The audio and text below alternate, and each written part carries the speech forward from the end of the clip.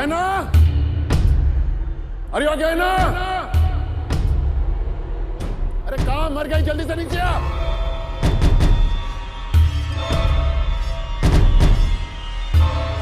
गहना, क्या मर गई थी तू? जल्दी से ऊपर जा, जाकर अलमारी से सारी की सारी फाइलें नीचे लेकर आ। अगर मुझे कामकाज की समझ ही नहीं है तो फिर सारा काम उसी को सौंप देता हूं ना, जो मुझसे ज्यादा लायक है, समझदार है, जिसमें ज्यादा अकल है मुझसे। भाई साहब मेरी बात सुनिए। तू यहाँ पर क्यों खड़ी है? हाँ, जल्दी से जा, ऊपर जाकर मेरी फाइलें लेकर आ, जा। मैं भी देखता हूँ कामचोर मजदूरों से ये काम कैसे करवाता है। भाई ये सब क्या कर रहे हैं आप और क्यों? मैं बिल्कुल ठीक कर रहा हूँ भैरो। अरे वो लापरवाह गुनिया की वजह से हमारे कारोबार में इतना नुकसान हो गया।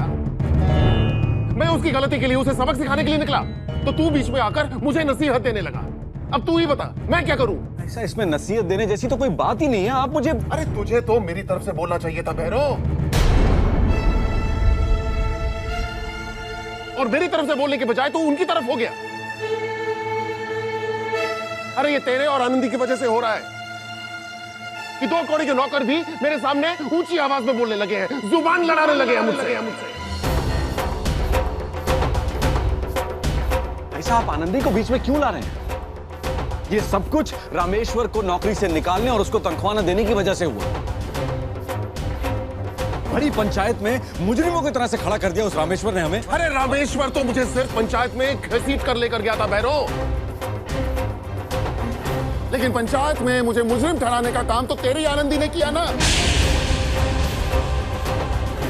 ऐसा आप फिर से आनंदी को बीच में क्यों ला रहे हैं? क्या गलती है उसकी? उसने सिर्फ सरपंच होने के नाते अपना कर्तव्य निभाया और आप इसी बात पर उससे दुश्मनी बोल ले बैठे। दुश्मनी ये निभा रही है भैरो, मैं नहीं। ऐसा आप गलत बस सुना के पापा, बस कीजिए। कामकाज की बातों में रिश्तों की तारों को इतना मत खींचिए कि वो टूट जाए। रिश्तों के जिस तार की बात आप कर रही हैं जीजी, वो तो कब की टूट चुकी है।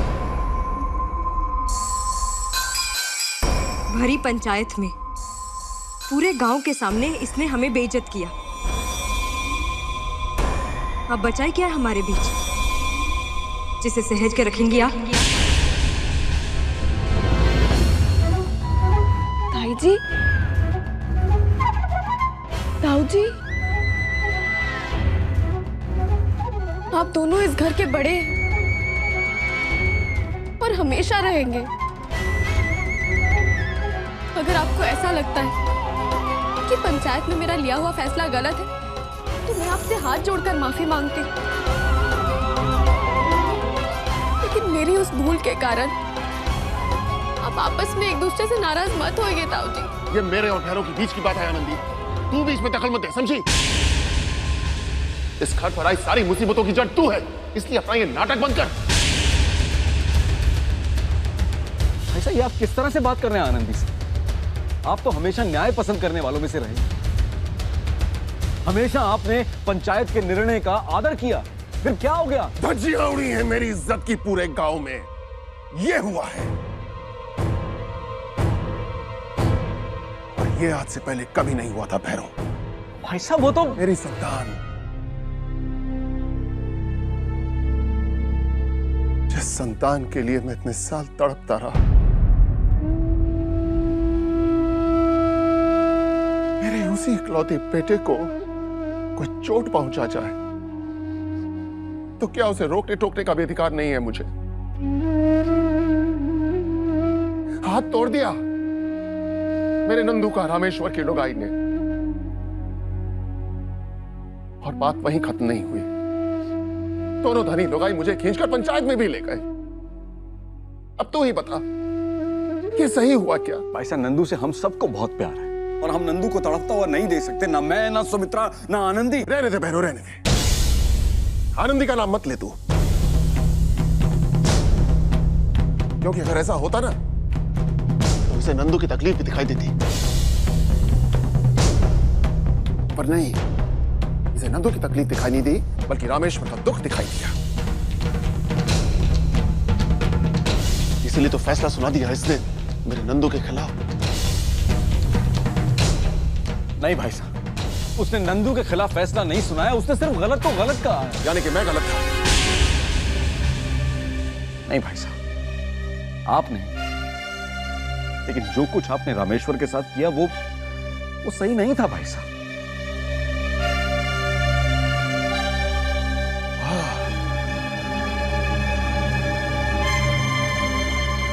वाह भैरव वाह।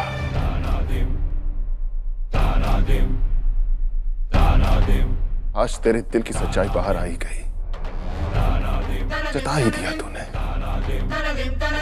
कौन अपना है कौन पराया।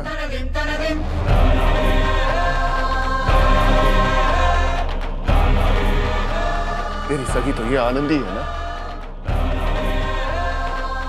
इसलिए तुझे इसकी हर तकलीफ महसूस होती है।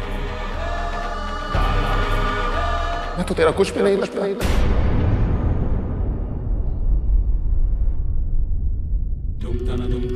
सही है, आपके और मेरे बीच में अपने पराये जैसी बात कहां से आ गई? ये तो उसी दिन आ गई थी भैरव, जिस दिन मासा ने मेरे जन्म की सच्चाई बताई थी।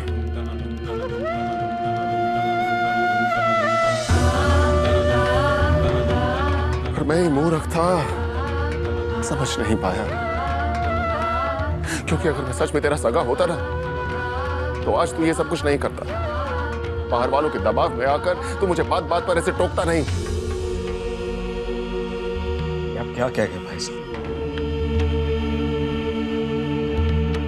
बचपन से लेकर आज तक मासा और बापूसा के बाद अगर मेरे मुंह से कोई शब्द निकला है तो वो भाई साहब है। आप मेरे लिए पराये कैसे हो सकते? आपको क्या लगता है कि मैं आपके बारे में इस तरह से सोच सकता? पता नहीं, पर तेरी हरकतों से तो ऐसा ही लगता है भैरव। जिस तरह से तो उस लड़की की तरफदारी करते करते हर बात में मुझे टोकता रहता है, पता चलता है, साफ पता चलता है कि तेरी आंखों में मेरी क्या हैसियत है।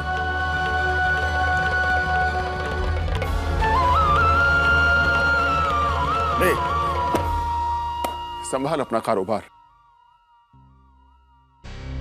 इन फाइलों में सारे कागजात हैं, क्या ना? जाओ ऊपर जाके अपना सारा सामान बांध ले। जिस घर में इस तरह का भेदभाव होता हो, जिस घर में नए संबंधों के लिए पुराने संबंधों को ठोकर मारी जाती हो, ऐसे घर में मुझे नहीं रहना। हम यह हवेली छोड़कर चले जाएंगे।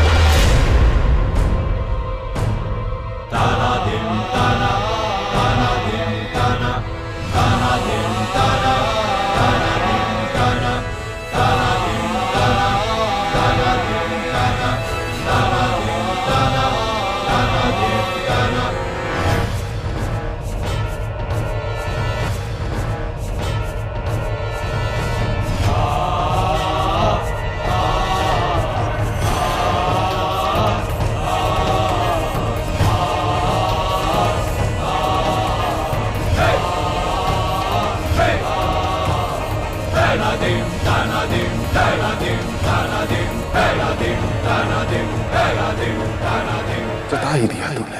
कौन अपना है कौन पराया। तेरी सगी तो ये आनंदी है, तो तेरा कुछ भी नहीं लगता।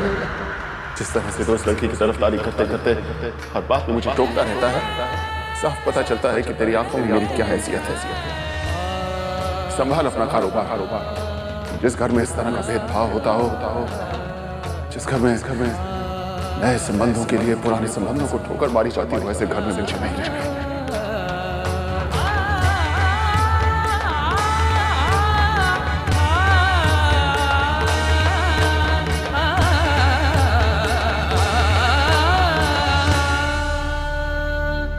आपको कैसे विश्वास दिलाऊं भाई साहब कि मैंने आपको कभी पराया नहीं माना, कभी मान ही नहीं सकता। सुनिए, जाकर रोक लीजिए भाई साहब, चले जाइए वरना अनर्थ हो जाएगा। हाँ बापू साहब, रोक लीजिए ताऊ जी और ताई जी को। नहीं तो ये घर बिखर जाएगा।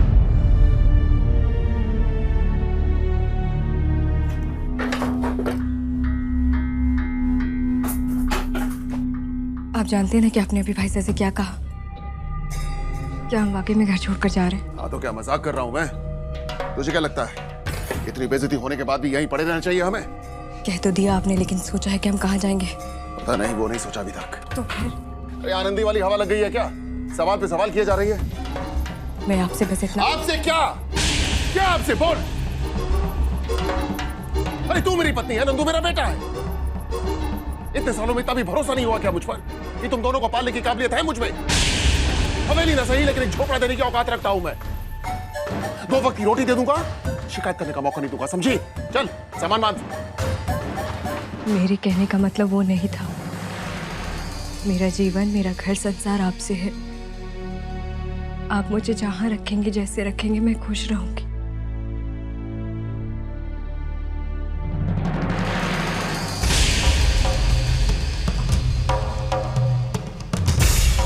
भाई साहब, मैं आपसे विनती करता हूँ, मुझसे गलती हो गई जो मैंने आपको टोका, माफ कर दीजिए भाई साहब, लेकिन अपना घर छोड़कर मत जाइए। भाई साहब मेरी बात तो सुनिए, आप अपने बहरों की बात नहीं सुनेंगे, अपने बहरों की बात नहीं मानेंगे आप भाई साहब। भाई साहब मेरी बात तो सुनिए ना, घर छोड़कर मत जाइए भाई साहब। भाई साहब, भाई साहब मेरी बात तो सुनिए, भाई साहब रुकिए ना भाई साहब, भाई साहब मेरी बात तो सुनिए भाई साहब। कहना तू भी भाई साहब की तरह गुस्से से काम ले रही है। ऐसी भी कोई बात ना हुई जिसका हल हम बैठकर बात करके ना निकाल सके। तो शांत मन से सोच कहना। ताई जी, आप मुझसे नाराज है ना? आपको मुझे जो सजा देनी है दे दीजिए, लेकिन इस तरह घर छोड़ के मत जाइए। हम नहीं रह पाएंगे आपके बिना ताई जी। ताई जी, दादी साहब का बनाया हुआ घर संसार उजड़ जाएगा, टूट जाएगा। तुझे जो कहना करना था आनंदी, वो तूने पंचायत में कर दी। अब बेहतर होगा कि तू चुप ही रहे। ताई जी मत जाइए, अपना घर छोड़ के मत जाइए ताई जी। ताऊ जी बहुत गुस्से में, उन्हें आप ही समझा सकती हैं। ताई जी, उन्होंने जाने का फैसला कर लिया है, अब हम यहाँ नहीं रह सकते आनंद। लेकिन ताई जी मैं आपको समझाऊं कैसे? मैंने ये सब जानबूझ के नहीं किया। अगर आप मेरी जगह पे होती तो समझती। ताई जी मैंने जो भी किया उससे मुझे कितनी तकलीफ पहुंची, लेकिन ताई जी न्याय तो करना है।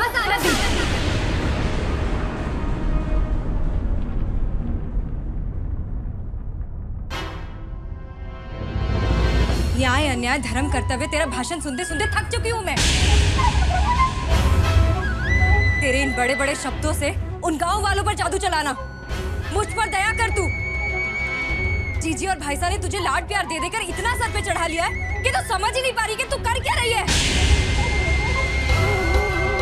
इतनी बड़ी, इतनी सयानी हो गई है तू कि आज खुद से बड़े लोगों को तू सही गलत समझा रही है। आज ये जो कुछ भी हो रहा है ना आनंदी, सब तेरी वजह से, सब तेरे उस फैसले की वजह से हो रहा है। बहुत बर्दाश्त कर चुकी मैं, पर अब पानी सर से ऊपर जा चुका। जिन्हें सुनना है ये शौक से सुने। मुझे तेरे प्रवचन सुनने का ना तो कोई शौक है और ना ही मेरी ऐसी कोई मजबूरी।